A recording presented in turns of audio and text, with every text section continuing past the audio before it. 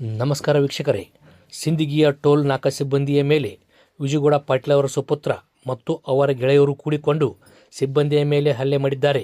ಈ ಥರದ ಗುಂಡಾವರ್ತನೆ ಸರಿಯಲ್ಲ ಎಂದು ಸಾರ್ವಜನಿಕರು ಮತ್ತು ಅಲ್ಲಿನ ಕ್ಷೇತ್ರದ ಜನತೆ ಮಾತನಾಡತೊಡಗಿದ್ದಾರೆ. ಇದು ಇವತ್ತಿನ ಅಪ್ಡೇಟ್. ಟಿವಿ 24 ಪ್ರೈಮ್, ನಿಮ್ಮೊಳಗಿನ ಧ್ವನಿ.